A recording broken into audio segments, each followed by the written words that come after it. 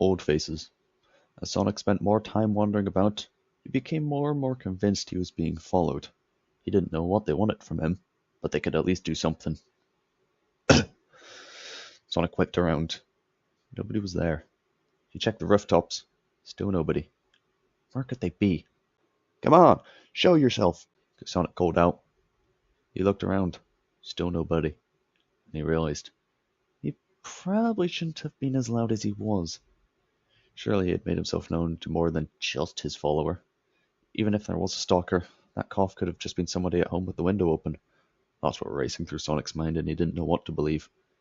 Several seconds passed with nothing happening, but Sonic still kept his guard up just in case. Thud.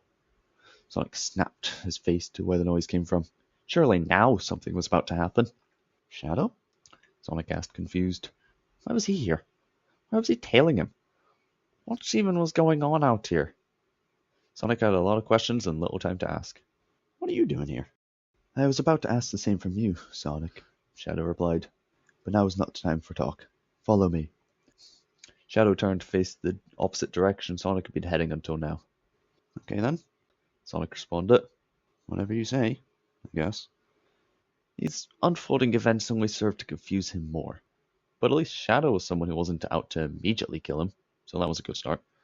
Shadow gestured Sonic to move, and the two began to make their way through the city.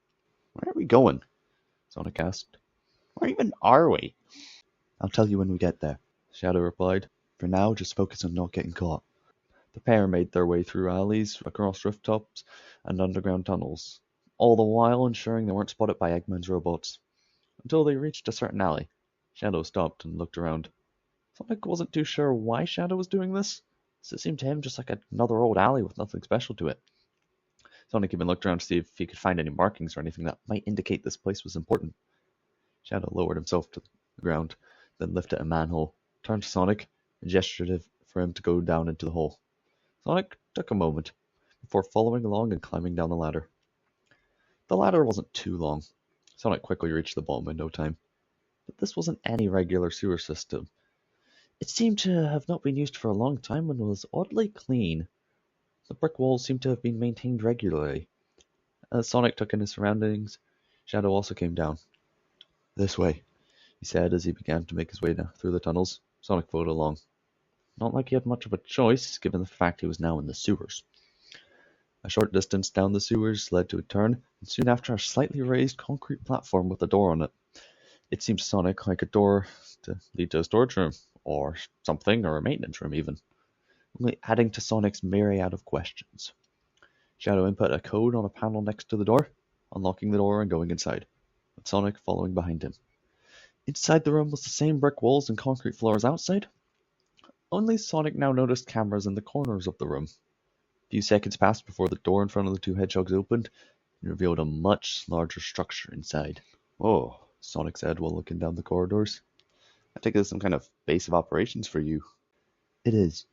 This is where I spend most of my time while I'm in the city, Shadow responded. You'll be told about anything you need to know very soon. It was only a short walk before they reached another set of doors. However, these ones were noticeably bigger than the other doors in this place. Shadow walked up next to them, pulled out a keycard and swiped it against a scanner beside the doors. Doors then began to slide open, uncovering what Sonic assumed to be the command center they guarded. Shadow motioned Sonic to wait before entering the room alone. Where have you been? A voice called out.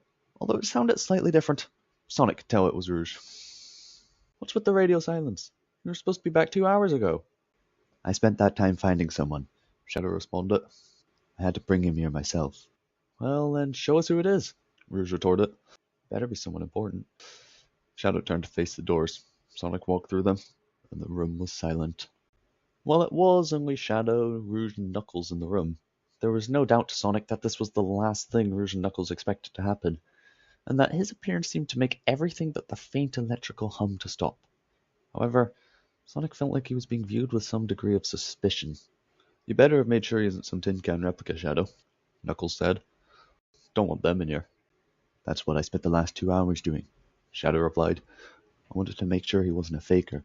That's why I kept the radio silenced, so I could watch him without him knowing. You guys are talking like I'm not here, Sonic said as he made his way closer to everyone. Besides, what's all this talk about me being a faker, huh? Well, we tapped into Eggman's communications, and we found out that he had the idea to make near one-to-one android replicas of resistance figures like ourselves, Knuckles explained. He also mentioned the idea of making a better metal version of you, and having you show up and cause trouble for us.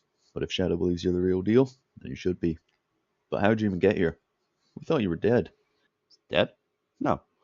Silver came up with the idea of time traveling us to some point in time so we could stop Eggman from taking over the world and so we didn't have to die in the fort we were in. Sonic explained. Even if we didn't make it to a good point in time, we'd at least be safe. We didn't manage to make it through the time portal we opened up and never made it with me. For a second, time in the room stood still.